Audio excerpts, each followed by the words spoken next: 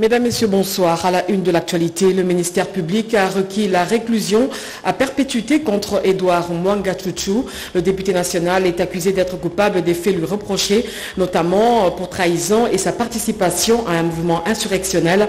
La prochaine audience est renvoyée à la 8e. Elle sera consacrée à la plaidoirie de la défense à suivre dans ce journal. Et puis un autre titre dans ce journal, le rapport de l'ONG internationale Human Rights Watch qualifié de manipulation et acharnement sur le pouvoir. Selon la Commission nationale des droits de l'homme, joint par votre rédaction, Paul Sapou, président de la CNDH, rejette ce rapport qu'il juge à la solde de la communauté internationale pour discréditer la République démocratique du Congo. Enfin, le président du conseil d'administration de la Régie des voies aériennes vient de boucler sa visite d'inspection des infrastructures aéroportuaires dans différentes provinces. Trifon Kinkemulumba a déploré la dégradation des pistes d'atterrissage et la spoliation des biens de RVA par des tierces. Il promet de tout mettre en œuvre pour récupérer les biens du régulateur aérien. Merci de nous choisir pour vous informer. Mesdames, Messieurs, bonsoir et bienvenue au journal. Reçu par le président de la République, Félix Tshisekedi, à la Cité de l'Union africaine, la représentante spéciale du secrétaire général de l'ONU en RDC et chef de la MONUSCO a fait la restitution.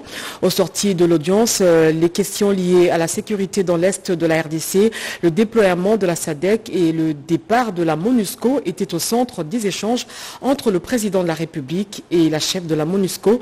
On écoute Bintou Keïta au micro de Rachel Futuka et Coco Molicho. Nous avons discuté de beaucoup de sujets, mais qu'ils étaient tous cadrés par le partenariat entre la République démocratique du Congo et la MONUSCO. L'essentiel des échanges a porté sur la situation à l'est du pays et notamment en ce qui concerne les dynamiques liées avec le M23.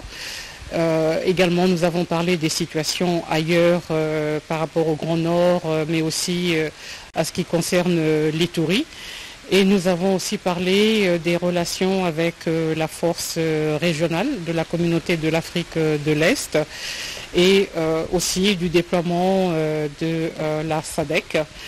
Et finalement, nous avons aussi parlé beaucoup de comment organiser d'une manière qui soit digne le départ de la mission, donc MONUSCO.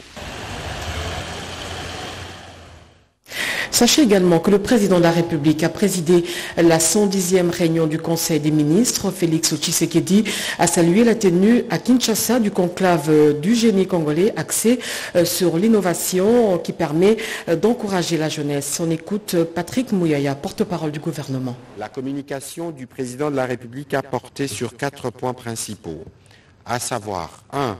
Du conclave du génie scientifique congolais. Le président de la République est revenu sur la première édition du conclave du génie scientifique congolais en l'honneur de nos chercheurs évoluant au pays comme à l'étranger, qu'il a inauguré le 19 août 2023. Il a indiqué que cet événement rappelle à l'État son devoir constitutionnel de garantir l'initiative privée et surtout de veiller à la protection et à la promotion de l'expertise nationale. C'est donc à juste titre que celles et ceux de nos compatriotes qui se sont distingués par leur inventivité devraient mériter l'attention du pouvoir public et la reconnaissance nationale pour leur engagement, souvent dans des conditions difficiles, pour l'amélioration des conditions de vie de leurs compatriotes. À cet fait, il a réitéré ses instructions données au gouvernement à travers le ministère de la Recherche scientifique et Innovation technologique de faire diligence pour que les ministères sectoriels concernés par les innovations et les inventions économiquement utilisables prennent sans tarder les dispositions idoines pour leur budgétisation dans la loi de finances 2024. Concrètement, il est question pour le gouvernement d'accompagner ses compatriotes, notamment par des appuis financiers et autres à même de booster leurs activités et de les intégrer le plus tôt possible dans l'économie nationale. Aussi, une attention particulière devrait-elle être accordée aux inventions et innovations non encore consommables, mais dont la mise au point scientifique est terminée. Et puis, en nouvelle, le congrès extraordinaire du parti présidentiel s'est ouvert ce samedi devant plusieurs participants et invités de marque au grand chapiteau à Ngandayala. Ces activités ont été conduites par un bureau composé essentiellement des membres qui ont constitué la commission technique préparatoire du dit congrès. Pour l'UDPS, la candidature de Félix Tshisekedi a été entérinée comme candidat unique du parti. Parmi les partenaires politiques de l'UDPS présents à cette cérémonie, Jacques Kiaboula, gouverneur de la province du Haut-Katanga. Je l'ai dit au sommaire, le rapport publié dernièrement par l'ONG internationale Human Rights Watch dénonçant la répression et l'intimidation du pouvoir en place contre l'opposition politique. La Commission nationale des droits de l'homme remet en cause ce rapport qu'il qualifie de manipulation et d'acharnement contre le pouvoir. Joint par votre rédaction, Paul Nsapou, président du CNDH, condamne les propos de cette ONG à la solde de la communauté internationale, selon lui, pour discréditer la République démocratique du Congo. On l'écoute. Comme vous, comme nous avons suivi sur les réseaux sociaux qu'il s'agit d'un communiqué ou d'un rapport de Human Rights Watch, qui est une organisation de droits de l'homme au niveau international. Mais j'aimerais souligner, peut-être avant d'entrer dans un aspect, donner l'aspect en ce qui concerne notre réaction, qu'il s'agit d'une organisation non gouvernementale, qu'il ne s'agit pas d'une institution publique d'un pays quelconque. Il s'agit d'une ONG internationale, tout comme il peut s'agir aussi d'une organisation non gouvernementale congolaise, nationale congolaise. Nous attendons d'avoir par la voie officielle ces communiqués ou ces rapports afin de nous prononcer. Nous aurions aimé voir aussi ces organisations internationales réagir au fait qu'un général de la 22e région militaire qui trafiquait, si vous voulez, l'uranium et les minéraux stratégiques de notre pays, soit aux arrêts à l'heure qu'il est. Il s'agit du général Smith, commandant de la 22e région militaire. Parce qu'on a eu la main dans le sac, il est aux arrêts. On aimerait voir de tels rapports permettre aussi à ce que ces organisations de droits de l'homme au niveau international et même national se prononcent là-dedans. Est-ce que ça relève de l'acharnement de cette organisation vis-à-vis des autorités en place? Bon, je pense que c'est une mauvaise habitude qui est prise de s'inviter dans un pays et attaquer ce pays, même dans les angles, sous les angles qui relèvent de sa souveraineté. Moi, vous savez, nous avons aussi beaucoup travaillé dans ces structures-là internationales. Nous savons comment, parfois, elles sont caporalisées au nom d'une politique insufflée par des pays puissants. Voilà, Edouard Mwangachuchu, député national, est reconnu coupable dans les faits lui reprochés par la justice militaire, dont la trahison, la participation à un mouvement insurrectionnel et détention illégale d'armes, des soupçons qui pèsent sur lui et sont co-prévenus quant à leur lien avec le mouvement rebelle M23 soutenu par le Rwanda. La peine de servitude pénale à perpétuité, c'est le réquisitoire du ministère public. La prochaine audience est renvoyée à la huitaine. Elle sera consacré à la plaidoirie de la défense. Cédric Kenina nous fait le récit. Le ministère public a requis à la prison militaire de Ndolo la servitude pénale à perpétuité, qui équivaut à la prison à vie, contre le député national Edouard Mwangachuchu, accusé de participation à un mouvement insurrectionnel. L'organe de la loi a par ailleurs requis contre l'élu du Nord Kivu 20 ans de prison pour l'infraction de trahison et 5 ans de prison pour détention illégale d'armes de guerre. La peine capitale étant sous moratoire, l'organe de la loi a demandé au juge de la haute cour militaire de prononcer la servitude pénale à perpétuité contre Edouard Mwangachuchu. Le ministère public a également sollicité des juges d'exiger au député Edouard Mwangachuchu le paiement d'un montant de 4 milliards de dollars au profit de la République démocratique du Congo à titre de dommages et intérêts pour les préjudices subis. De le condamner par conséquent à la servitude pénale à perpétuité pour participation au mouvement insurrectionnel. 20 ans de servitude pénale principale pour trahison. Faisant application de l'article 7 Code pénal militaire, de les condamner à la seule peine la plus forte, soit la servitude pénale à perpétuité. Abondant dans le même sens, les avocats de la partie civile RDC ont exigé des réparations civiles de l'ordre de 10 milliards de dollars américains. Ils ont aussi réclamé la déchéance du mandat parlementaire de Mwanga Chouchou. Faute de temps, les avocats du député national Édouard Mwanga Chouchou vont prononcer leur plaidoirie à l'audience du mardi 29 août prochain. Un invité dans ce journal, Dionit Kaninda, il est administrateur dans le conseil d'administration ici à la RTNC. Dionit, bonsoir. Bonsoir Anita. Voilà, je vous reçois sur mon plateau. Cela fait, je crois, 8 mois que vous participez à la gestion de la RTNC. Est-ce qu'on peut parler d'un bilan positif ou négatif? Comment vous le jugez?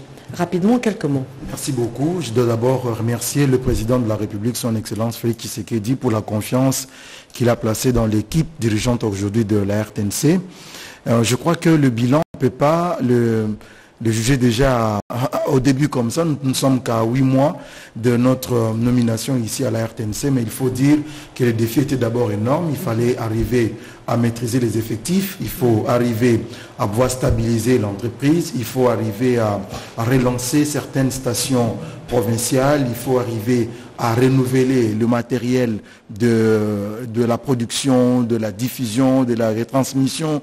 Tout ça, il faut refaire, il faut également aussi rénover les infrastructures.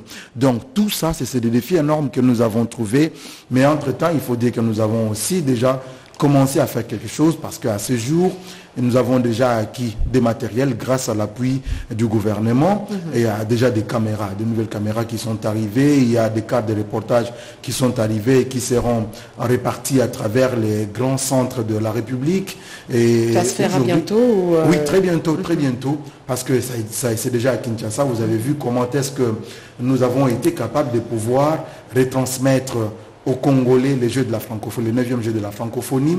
C'est vous dire qu'il y a des choses qui se font tellement. Aujourd'hui, par exemple, à Kananga, après, je sais pas moi, 3 décennies, 30 ans après, la ville de Kananga a une première télévision qui émet encore. À Kananga, il n'y avait aucune télévision. Donc la RTNC aujourd'hui est captée à Kananga. Vous avez dans la province de l'Équateur, dans la ville de Kikwit, partout là-bas, la RTNC est en train d'évoluer. C'est dire que les bilans de notre équipe est élogieux, mais ce n'est pas suffisant parce que les défis sont énormes. C'est que les agents d'abord de la RTNC attendent de nous, c'est beaucoup. C'est que la République attend de nous. Justement, Dionit Kaninda, je ne vous coupe pas la parole, je m'en voudrais si je ne vous posais pas cette question. Il y a quelques jours, dans les réseaux sociaux, il y a des messages qui ont circulé plus tôt, excusez-moi, disant que les agents de la RTNC connaissent un retard de 8 mois. Ça, c'est justement l'œuvre des ennemis de la République, parce que moi, j'ai toujours pensé que nous avons dans cette République, finalement, 2 camps. Il y a le camp du statu quo et le camp du changement. Des gens qui ne veulent pas que des choses changent vont devoir diffuser comme ça des informations erronées pour dérouter l'opinion. Mais moi, je crois qu'aujourd'hui, on ne peut pas parler d'arriéré à la RTNC. Il n'y a pas d'arriéré à la RTNC. À Kinshasa, tout comme en province, d'ailleurs, vous êtes agent de la RTNC, ceux qui me filment ici sont des agents, il n'y a pas d'arriéré de salaire à la RTNC. Pas aucun mois, depuis que nous sommes là, que l'État congolais n'a pas payé les agents de la RTNC. Pas un seul mot. Alors maintenant, il faut faire la différence avec ce qui s'appelle ici Maboko Bank, ce qui est une prime. Ça, c'est nos termes à nous, nos termes à l'interne. Voilà, ça, c'est un terme interne, mais qui aujourd'hui circule sur la toile. Tout le monde sait qu'à la RTNC, il y a une prime qu'on appelle Maboko Bank. Maboko Bank, cette prime-là est donnée par le gouvernement pour encourager les agents de la RTNC qui travaillent d'une manière un peu exceptionnelle par rapport à d'autres entreprises. Aujourd'hui, par rapport à cette prime-là, il faut dire qu'avec l'équipe actuelle qui est gérée par la direction générale, gérée par Madame Sylvie Elengue, que je salue là où elle nous suit, aujourd'hui, elle a mené des actions qui ont permis à ce que cette prime-là soit bancarisée. De sorte que les agents qui couraient ici à la RTNC pour venir toucher à la main, courir ça et là, aujourd'hui cette prime-là est versée dans leur compte personnel et ça permet à ce qu'il y ait une fluidité dans les opérations. Mais aujourd'hui, il y a eu une autre fausseté qui a été distillée dans les réseaux sociaux, comme quoi la direction ou le comité actuel aurait ouvert un compte épargne qui fait à ce que les agents soient payés en retard et un compte dans lequel ils tournent ces fonds-là. Donc on a compris que ce sont des manipulations, des rumeurs voilà, plutôt auxquelles il ne faut pas y croire. Est-ce que vous aviez un dernier mot? Le dernier mot, c'est de dire aux Congolais, nous avons un instrument puissant aujourd'hui, la RTNC, que le président de la République a daigné mettre entre nos bons soins. C'est un instrument qui permet finalement la réunification du Congo sur le plan. C'est le seul instrument qui met tous les Congolais ensemble. Et nous avons la détermination de pouvoir amener très loin, rénover, réhabiliter, réfectionner tout ce qu'il y a comme infrastructure dans cette entreprise. Mais c'est aussi de dire aux agents de faire confiance à cette nouvelle équipe. Nous savons que les défis sont énormes.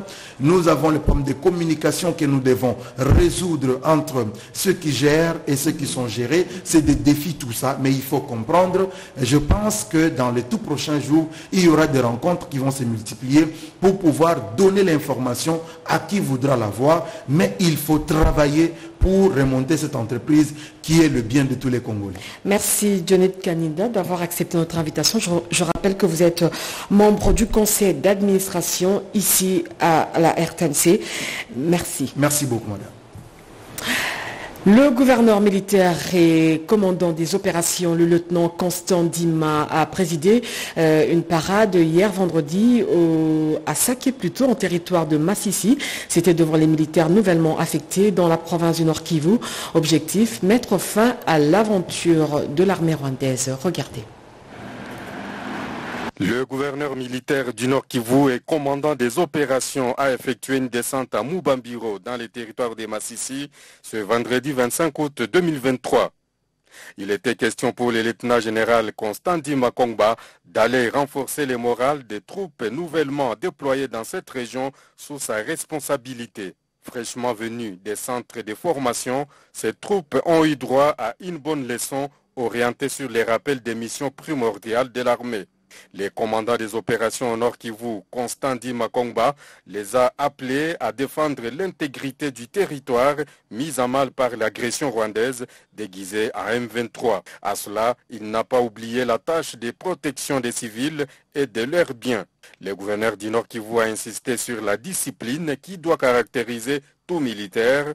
La discipline, mère des armées, est le secret de toute réussite, a-t-il martelé. Le lieutenant-général Constant Dima Kongba a invité ses hommes à toujours collaborer avec la population civile. Avant de finir sa parade, le gouverneur a remis une quantité importante de vivres à ses militaires tout en leur promettant une ambulance.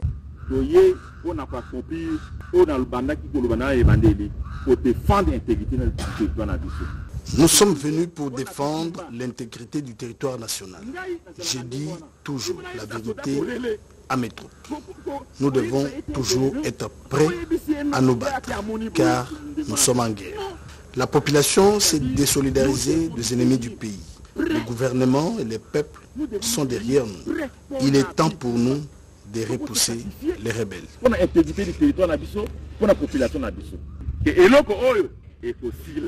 Notons que ces nouvelles troupes FARDC sont arrivées au Nord Kivu pour en découdre avec l'aventure des envahisseurs RDF M23. Discipline des alliés basignos. Bon anini. Massa ces alliés beta kuna na séance de Tewana. Balobindi Makende. À vos ordres.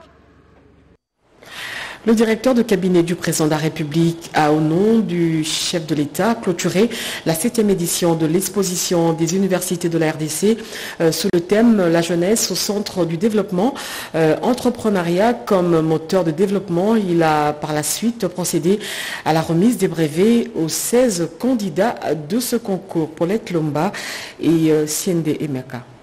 Encourager l'entrepreneuriat et créer un environnement favorable aux jeunes qui souhaitent lancer leur propre entreprise, c'est le leitmotiv de la 7e édition de l'exposition des universités de la RDC, Expoun RDC en sigle, qui a fermé ses portes ce samedi 26 août 2023 au Musée national de Kinshasa. Sous le thème « La jeunesse au centre du développement, entrepreneuriat comme moteur du développement », le chef de l'État Félix-Antoine Tshisekedi Tshilombo, qui accorde une place prépondérante aux activités de la jeunesse, a été représenté à ses assises par son directeur de cabinet, M. Guilain Nyembo, porteur d'un message de soutien du chef de l'État aux étudiants en particulier et à la jeunesse congolaise en général. Il est important, ce que le président de la République voudrait que la jeunesse puisse représenter dans ce pays. Je crois qu'il était tout simplement une très bonne occasion pour moi d'être ici et de constater effectivement que c'est une belle opportunité.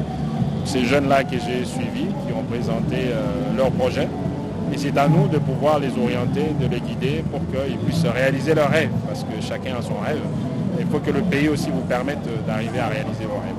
Pour la secrétaire générale de l'Expoun RDC, Sharon Rose Kapinga, la jeunesse, à son tour, doit faire montre de sa détermination, son implication à développer la RDC. Il est vrai que les conditions actuelles dans lesquelles notre pays se trouve ne sont pas idéales, mais nous avons une opportunité, c'est celle d'avoir un chef de l'État qui, dans la mesure du possible, a créé quand même un cadre qui permet, mieux qu'avant, aux jeunes d'entreprendre, de développer leurs compétences et de pouvoir être des entrepreneurs qui contribuent efficacement au développement de notre pays. Cette cérémonie a été sanctionnée par la remise de brevets aux 16 candidats retenus à ce concours de main du directeur de cabinet du chef de l'État, Guilain Nyembo. L'école supérieure des ingénieurs industriels de l'université de Lubumbashi se dote progressivement de ses propres installations. Un deuxième amphithéâtre sorti des terres a été inauguré. Il est dédié au professeur docteur ingénieur Ngoïk Senga. Reportage de nos confrères de la RTNC Katanga. Professeur Kishiba Fitoula Gilbert, recteur de l'université de Lubumbashi, a procédé à l'inauguration d'un deuxième auditoire à l'école supérieure des ingénieurs industriels ce jeudi 23 août 2023. Ces murs ici soient valorisés par la qualité. C'est cela aussi le combat du président de la République, chef de l'État, et du ministre de l'enseignement supérieur et universitaire, qu'à travers les établissements d'enseignement supérieur et universitaire, nous soyons en mesure, par la formation qualitative et la recherche ayant même nature et caractère, à donner la ressource humaine de qualité qu'il fallait pour que la société congolaise soit une société qualitative. Cet édifice, soigneusement bâti par un ancien de l'ESI, est baptisé professeur Ngoïk Senga Dominica. Il ouvre ses portes 4 mois après le tout premier, inauguré au mois d'avril dernier. La veuve du professeur Ngoïk Senga a remercié le recteur de l'UNILU et son comité de gestion pour avoir immortalisé son époux. Avant la coupure du ruban symbolique, le secrétaire général académique, professeur Jean-Marie Dikanga Kazadi, a félicité le directeur général de l'ESI, docteur ingénieur Nyembo Kimouni, qui a démontré que la gouvernance à partir de la base porte ses fruits. Il est complété par le conseiller scientifique du ministre de l'ESU, Lofembe Beke, qui a rendu hommage au professeur Ngoïk Senga. Le directeur de l'ESI a pour sa part promis à son tour de continuer la finalisation de 4 autres auditoires sous fonds propres de l'École supérieure des ingénieurs industriels et des anciens étudiants. Vous savez, quand nous exécutons l'hymne national, nous disons tous, nous construirons un pays plus beau qu'avant. C'est en fait cette pensée qui m'anime. Les membres du comité de gestion, les doyens des facultés, les étudiants et la famille de prof Dominique Ngoï ont pris part à cette cérémonie. Sachez également que le gouvernement provincial de la ville de Kinshasa vient de procéder au dépôt du projet d'édit portant reddition des comptes de l'exercice budgétaire 2024. La délégation a été reçue par le premier président de la Cour des comptes, Nancy Poba. noter en fin de journée que la délégation du gouvernement provincial de Kinshasa est venue rendre compte de la gestion de la capitale congolaise conformément à la loi.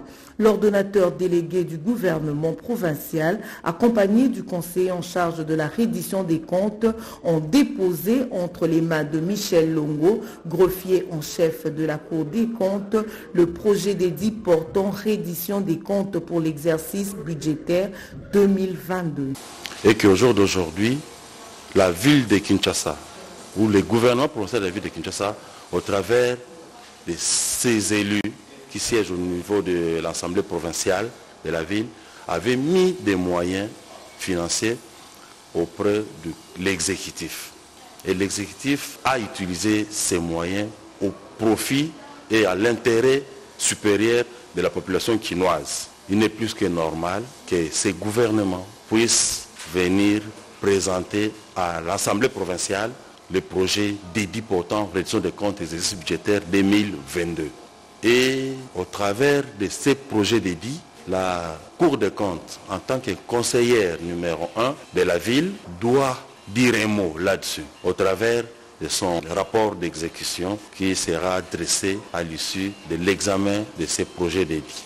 Ce projet d'édit et les annexes exigées par les articles 180 et 181 de la loi relative aux finances publiques permettront à la Cour des comptes, dans son rôle d'assistance de l'Assemblée provinciale de Kinshasa dans le cadre du contrôle de l'exécution de l'édit budgétaire, de produire des observations susceptibles d'éclairer la lanterne de l'Assemblée provinciale de Kinshasa, autorité budgétaire de la ville, et d'améliorer l'exécution du budget de la ville, province de Kinshasa, pour les exercices à venir. Je l'ai dit au sommaire, le nouveau comité de gestion de la Régie des voies aériennes a bouclé sa visite d'inspection à travers les provinces. À l'étape de la ville de Goma, Trifon Kinkemulumba a voulu palper du doigt les conditions de travail dans lesquelles évolue le personnel de la RVA. Le nouveau PCA a aussi déploré l'état de la piste qui nécessite d'être réhabilitée. Suivez ce reportage sur les images d'Henri Alimassi. Arrivé dans la ville de Goma, dans le cadre de sa visite d'inspection des infrastructures aéroportuaires de la RDC, le professeur Trifon Kinkemulumba, président du conseil d'administration de la Régie des voies aériennes, est accueilli au pied d'avion par le commandant de l'aéroport, Delphin Moussolo. Honneur oblige. Le président du conseil d'administration de la RVA a ensuite présidé sa première réunion de prise de contact avec le personnel du régulateur aérien de la ville de Goma. Une occasion pour Trifon Kinkemulumba de féliciter les agents pour leur bravoure dont ils font montre. Je connais très bien Goma en dépit de ce que vit Goma. Il y a une résilience ici et on sent que les choses tiennent, mais on sent que déjà au niveau de l'accueil, que des choses existent. Pour sa première visite en tant que PCA de la RVA, Trifon Kinkemulumba a voulu palper du doigt les problèmes liés à cette régie étatique dans une province qu'il maîtrise bien. De la piste d'atterrissage, la tour de contrôle, en passant dans différents services, le professeur Kinkemulumba a reçu des explications. Il a aussi déploré les conditions de travail dans lesquelles évoluent les agents. Ajouter à cela la dégradation des infrastructures aéroportuaires de la piste de Goma qui nécessite d'être rénovée. Trifon Kinkemulumba est déterminé à changer à tout prix le paradigme et à aller vers la modernisation. Pire ici, il s'agit d'un aéroport international avec une piste, comme vous l'avez constaté, trop vieille, trop dégradée, avec d'énormes problèmes de certification. Je pense qu'il est grand temps que nous puissions prendre cela à cœur. Et pour boucler la boucle, la délégation du nouveau comité de gestion de la RVA a fait escale dans la ville de Kalemi où elle a procédé à la visite de l'aéroport national de Kalemi. L'Institut facultaire des sciences de l'information et de la communication célèbre son jubilé d'or. En marge de ses 50 ans, une marche de santé a été organisée. Elle avait comme point de chute l'hôtel l'Africana Palace. L'objectif poursuivi par les organisateurs est de créer un lien entre tous les produits de l'IFASIC depuis la première promotion. Regardez. La marche du jubilé d'or de l'IFASIC a vécu ce samedi 26 août selon l'itinéraire suivant. Point de départ, IFASIC avenue Colonel Ebea, boulevard du 30 juin, 24 novembre, avenue Cabinda pour déboucher sur l'avenue des Huileries à l'hôtel Africana Palace. Ce moment de rencontre a connu la participation du patriarche Malem Betamandiank, le DGA de la RTNC, le professeur Adolphe Voto, produit de l'IFASIC, professeur Ekambo et bien d'autres. Un membre du comité directeur de l'amicale ISTI-IFASIC évoque les motivations de cette marche. Cette célébration est annuelle. Vous savez que le jubilé d'or, ça se fête et ça se fête bien. Surtout lorsqu'on est émoulu aux sciences de la communication, aux sciences de l'information dans une institution de prestige comme l'ISTI-IFASIC. Nous aimons bien faire les choses et nous le ferons très bien tout au long de l'année. Aujourd'hui, c'est une marche des jubilés, marche de mobilisation.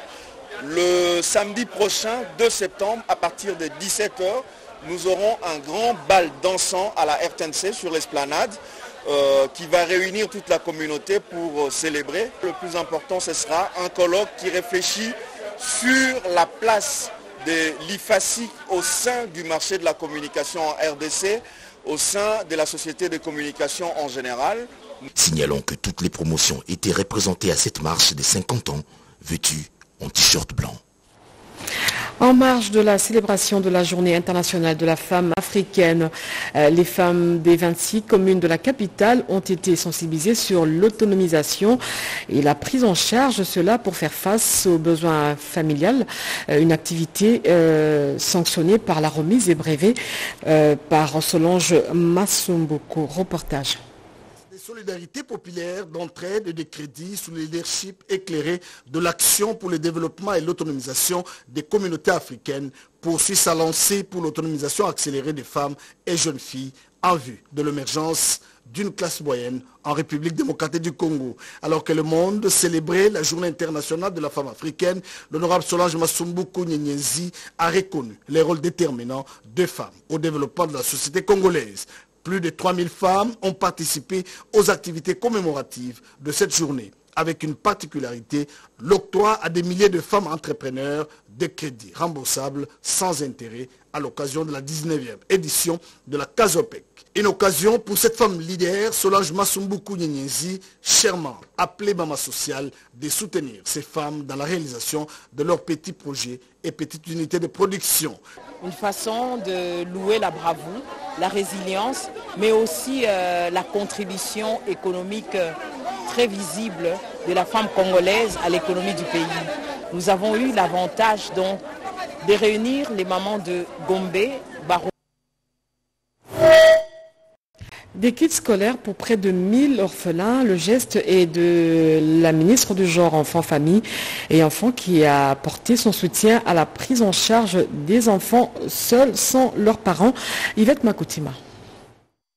1000 kits pour plus de 1000 orphelins, un pas important a été franchi pour leur faciliter la rentrée des classes. Un geste de la ministre du Genre, Enfants et Famille, Mireille Massangou Bibi Mouloko, en partenariat avec la Synergie pour les enfants, et qui entre dans le cadre de la première édition de la journée des prières et des partages pour la paix et le développement. C'est pour moi un honneur et un réel plaisir d'unir ma prière à la leur d'abord en tant que mère pour leur dire que la situation me préoccupe au plus haut point. Ensuite, en tant que ministre, pour assurer la détermination du gouvernement de la République démocratique du Congo à ouvrir à la jeunesse congolaise un environnement propice à son épanouissement, bref, à créer toutes les conditions nécessaires à son bien-être.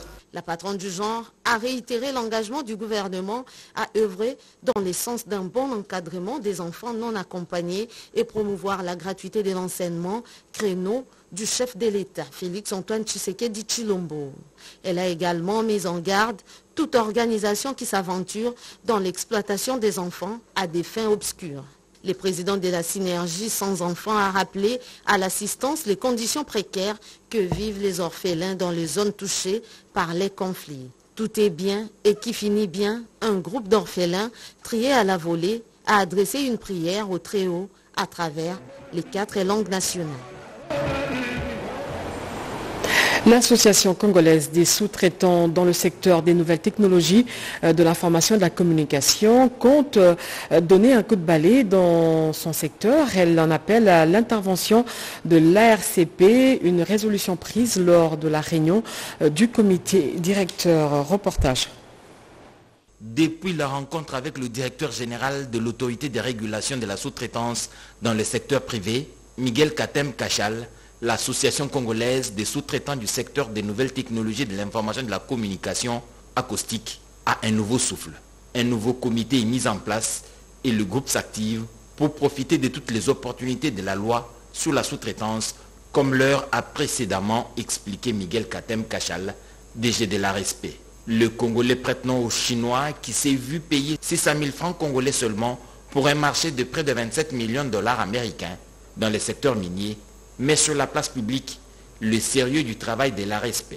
Pepel Lubo, président de l'acoustique, attend le même coup de balai dans le secteur d'éthique. Les sociétés qui sont en train de travailler dans la sous-traitance alors qu'ils n'ont pas ces droits, alors qu'ils ne sont pas éligibles, donc nous allons faire tout pour essayer de le publier aussi prochainement. Et d'ailleurs, j'en profite pour dire au directeur de l'ARSP, au directeur général, s'il peut faire pareille action dans notre secteur aussi, parce qu'il y a plusieurs récalcitrants qui continuent à œuvrer dans ces pareilles pratiques. La sous-traitance est un secteur créateur des millionnaires congolais et la rigueur oblige aux sous-traitants eux-mêmes de s'organiser et le pouvoir public a redoublé d'ardeur dans le contrôle. L'ambassadeur itinérant du chef de l'État a bouclé sa tournée de sensibilisation par la visite du siège du parti présidentiel à Kikwit, une occasion pour Claude Ibalanki d'inviter les membres de l'UDPS à s'approprier le processus électoral en cours. Regardez.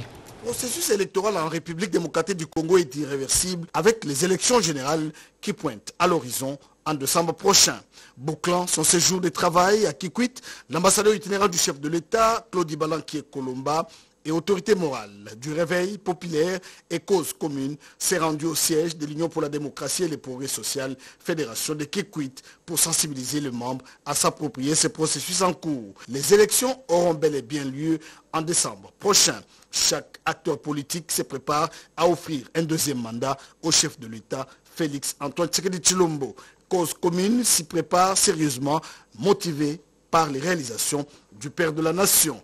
À l'UDPS, Fédération de Kikwit, Claude Ibalanki a demandé à tous l'unité et le travail avant de visiter la salle Etienne Tshisekedi Wamulumba qui sera équipée. Même message de sensibilisation au siège du parti Cause commune à Kikwit. Ici, il a invité les jeunes à être des messagers des actions du président de la République, Félix Antoine Tshisekedi Tshilombo. Pour Claude Ibalanki et Kolomba, dans le Grand Bandundu et à Kikwit, le 20 décembre, c'est le couronnement des actions de Félix Antoine Tshisekedi Tshilombo. Les actions qui parlent d'elles-mêmes. Kakobola fournira dans quelques jours le courant électrique.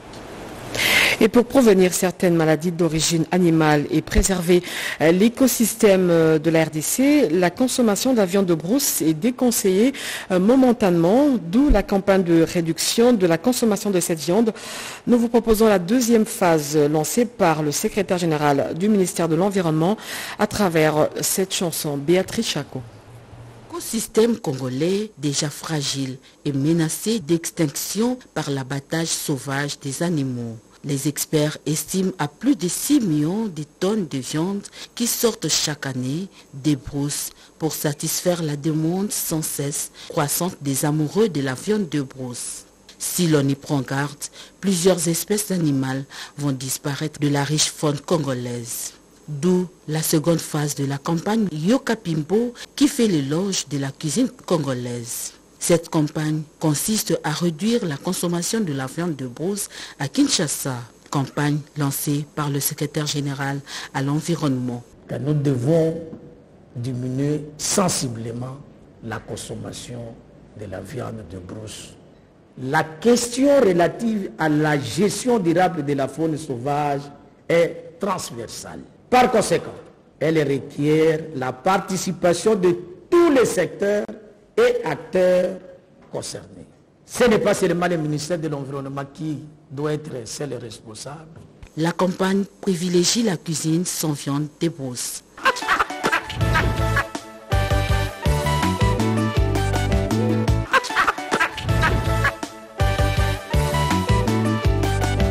La campagne Yoka Pimbo se passe présentement dans les réseaux sociaux aussi pour atteindre un large public. Et c'est par ici que nous bouclons ce journal. Vous suivrez juste après la reprise entre le comité de gestion entrant et sortant de la COBILESA, une cérémonie présidée par le Conseil supérieur du portefeuille. Merci d'avoir suivi ce journal. Un journal dédié à Dieudonné Yangoumba qui souffle sur une bougie de plus. Vous retrouverez 23h Marie-France Maïzana pour une autre édition d'information. Moi, je vous dis au revoir et à très bientôt. Merci.